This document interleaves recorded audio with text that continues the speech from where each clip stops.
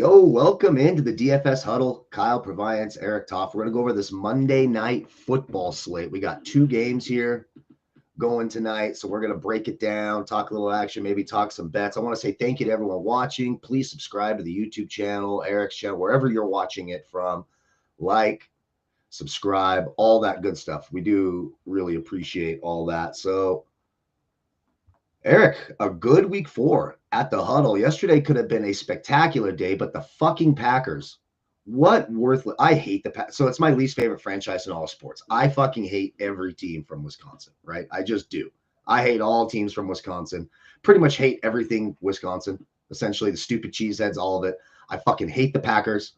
2 weeks in a row, they fucked over my plus 250 14 teaser. 2 weeks against the Browns, and then they were playing for a tie last night. I mean, they showed it was so weird in overtime. They seemed just fine being in field goal range. So fuck you, LaFleur. Fuck you, Jordan Love.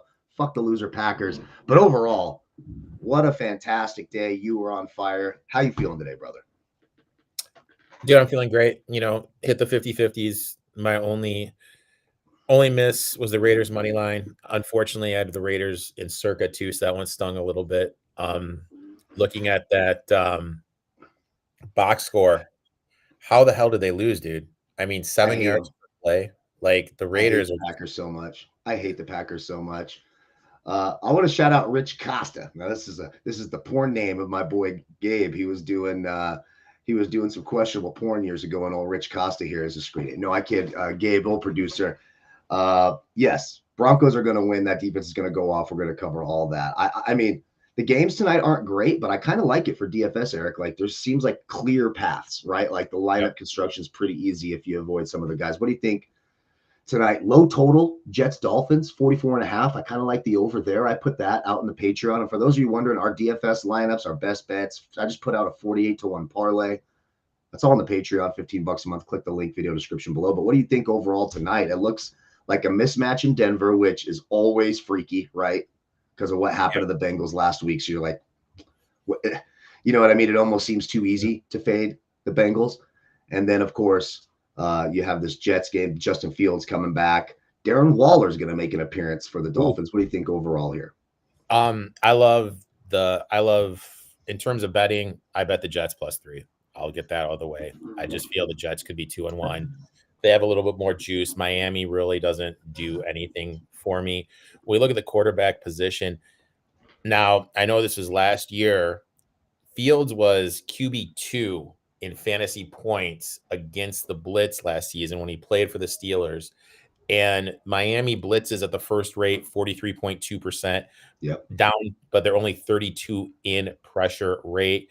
They did give up a lot of yards on the ground to Drake May and to also Josh Allen. They're number 2 in fantasy points allowed to quarterbacks. I think Fields is in a great position.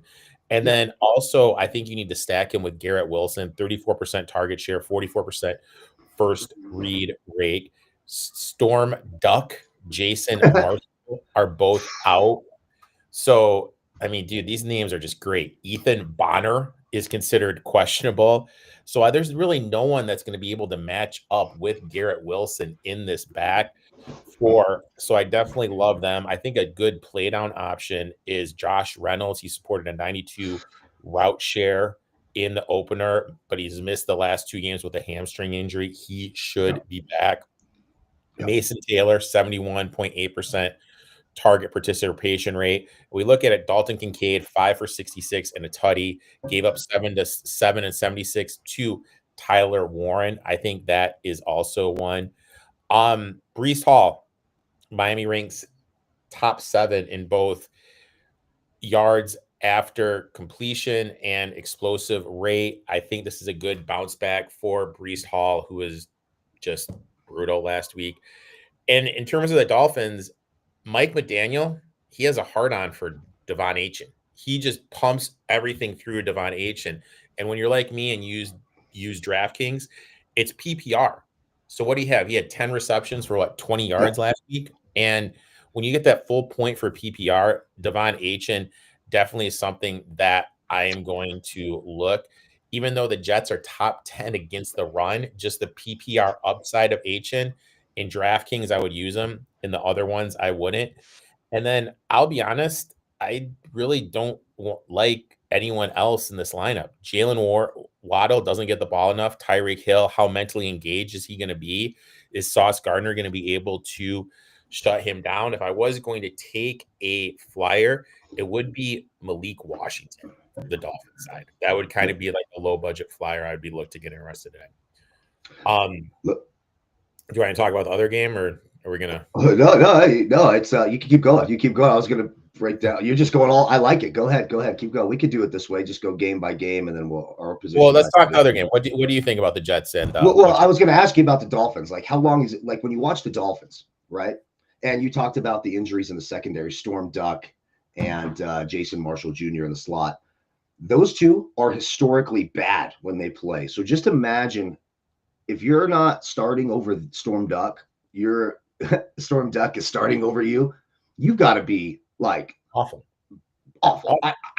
Like just to give you, so when you look at the wide receiver cornerback matchups, when Storm Duck has played, he was targeted on 42% of his defensive pass routes. Now we're only talking about 41 plays because he got hurt.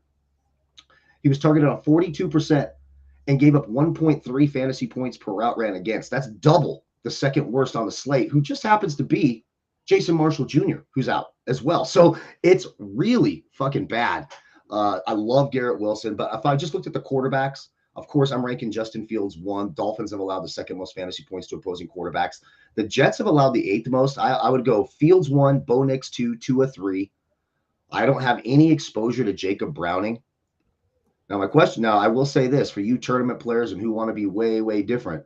Jacob Browning is going to be very, very, very low owned in tournaments. If you want to take a flyer in Denver, we've seen Denver's defense be leaky before. I don't think they've been all that impressive, quite frankly. Not what they were supposed to be. That's for damn sure. That's interesting in tournaments. That's how I rate the quarterbacks. But let me get back to the Dolphins. How long is this sustainable where their game plan appears to be, their offensive game plan is do whatever we can to not let Tua get killed. It's like pure panic. It's hiking. Oh my God. It just feels like panic every time he drops back. Jets don't have the greatest pass rush. I do think I have a Tua lineup stacking, and I think it makes a little bit of sense. How do you disagree with writing quarterback rankings? Fields 1, Nix 2, Tua 3, Browning 4 for tonight's games. In terms of DFS. Yeah. I mean, like, I'm not the biggest Bo Nix guy. For me, I think it's Fields, then a big drop down to everybody else. I mean, because I think with the rushing upsides, Fields makes all the sense in the world. And the thing, like, I like PFF. I look at their grading, and when we look at Bo Nix, do you want to guess? It's just the matchup. When you look at that Bengals, now the question is, are they going to need to throw it to push the pace to beat the Bengals? Right? He's PFF 38. He's PFF. Yeah, I don't think the PFF. So me personally, the PFF rankings, I think are fucking retarded. I really do. To say the R word, oh my god. Like any list, like the PFF rank for like Saquon Barkley at running back is like 10 or 12. That's how I know your list is dumb. Right there. Okay, all your lists mean nothing to me anymore. If any ranking system that you have is putting Saquon Barkley as the number 10 running back in the NFL, your ranking system is wrong. And I just see it all the time. The PFF, I don't look at them because I just think it's bullshit. I don't think they know their ass from a hole in the ground. I don't believe any of those. That's just me personally. My thing is this, and we talk about betting, and so like, and I posted this trend in the Patreon.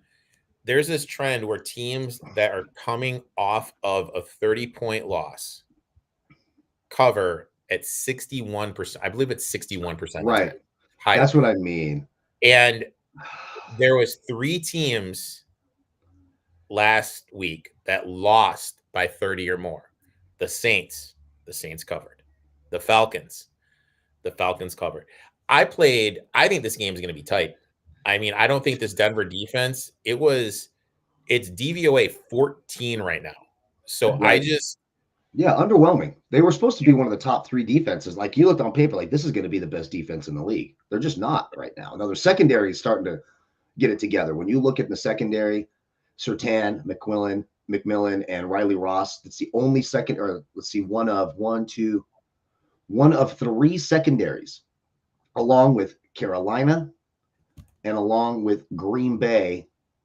I thought Cleveland would be up there. So Carolina and Green Bay, those are the only three secondaries who all three players are in the red, meaning they have a plus matchup against everyone they face so far. They're allowing less than 0.3 of a fantasy point per route ran against. They're allowing less than a 20% target share. The secondary has been stepping up for Denver. So my question is, well, we're in running backs right now. We'll go with the running backs, but who do you feel comfortable for the Bengals if this is closer? Is it Chase Brown? Is it Jamar Chase, who I think is overpriced? T. Higgins? Noah Fant is out. Like, what are the options that we go to take advantage if we want to be different and go Bengals? Who's got the matchup? I mean, in PPR, they do struggle. By struggle, I mean they do give up a lot of pass catches to running backs out of the backfield. I think this could be a good little bounce back for Chase Brown. I think Dobbins is able to get in the zone. We've kind of seen him everyone was expecting RJ Harvey. We've seen Dobbins kind of make the jump of being the lead guy. I think he gets in the zone. My thing is, when I look at it, the Broncos run man at 42.5% of the time. That's second most in the league for PFF. Yep. They play the least amount of zone so far of any team, only 30% zone. They play a lot of man. So do the Dolphins, by the way. They play a lot of man. I can't, and like, I'm trying to find it. Okay, so T. Higgins per PFF, 1.02 fantasy points route run against man coverage. Jamar Chase, 0.41. What's the price point between Higgins? I don't have it pulled up in front of me. I'm sorry, but what's the difference in price point? Would that be like a play where, like, instead of everyone's going to go Chase, if I look to Higgins, because Higgins does get more fantasy points against man. T. Higgins is 5,600 on DraftKings. Jamar Chase is 8,000.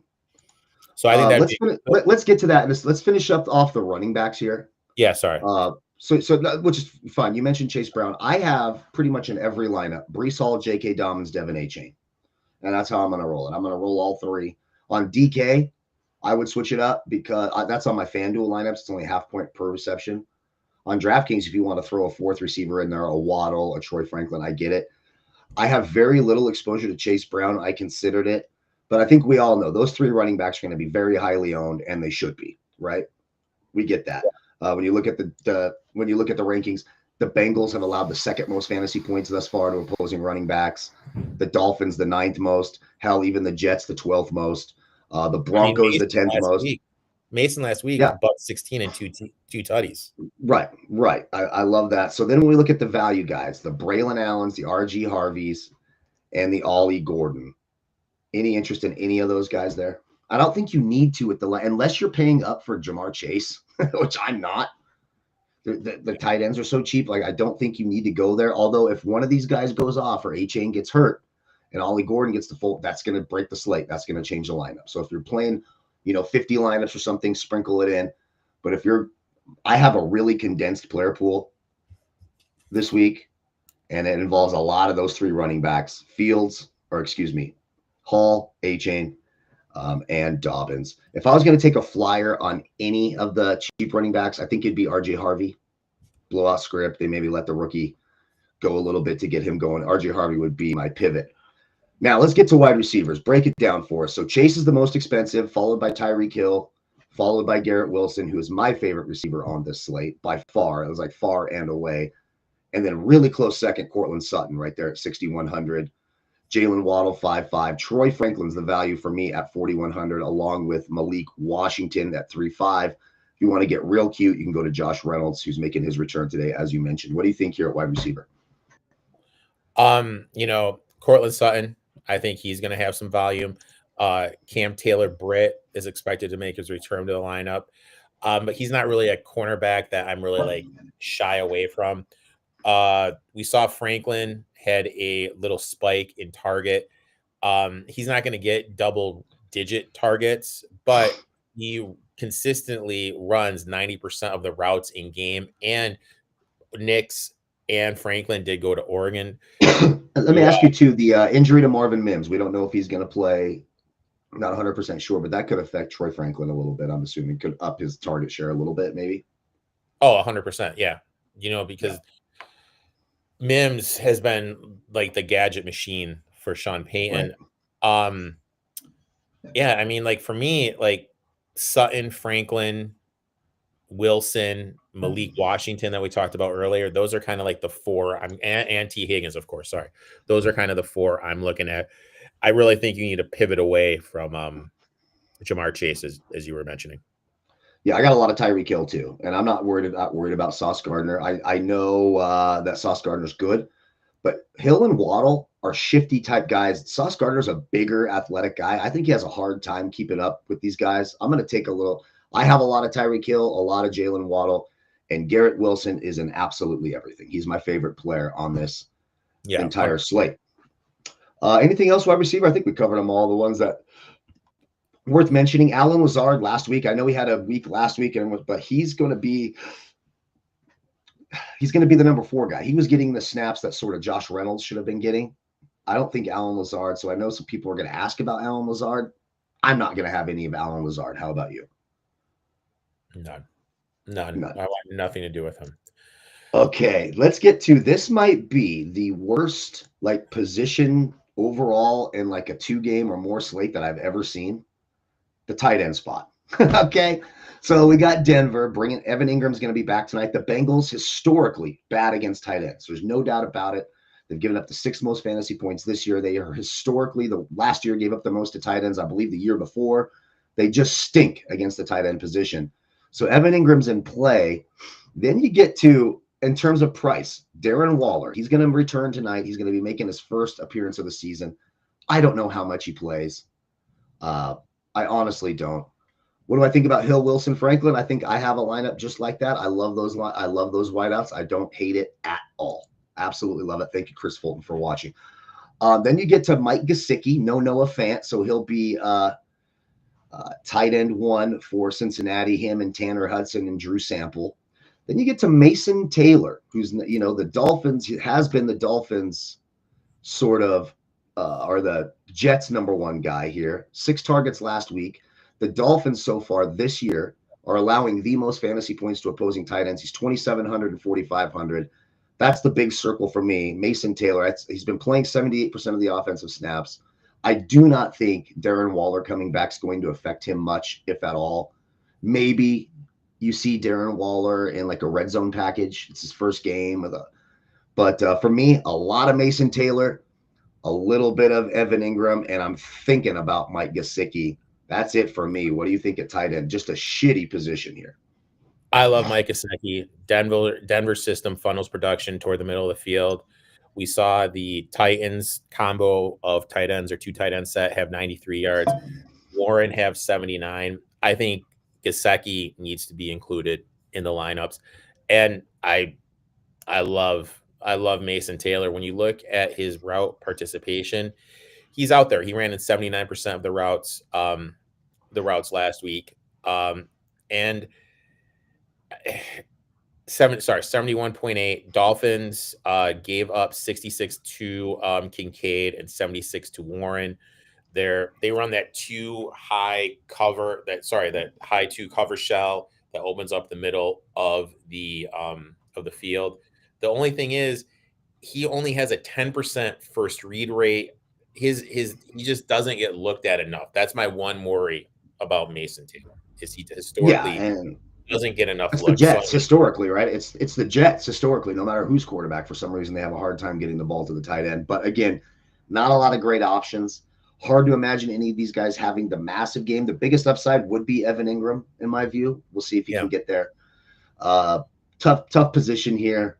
Not a lot of great options. Defensively, I am only going to have one defense, and it's going to be the Broncos. And just because I think there's going to be points in Jets Dolphins. That total is low to me, 44.5. Both those defenses stink, in my view. The Jets would be the better of the two.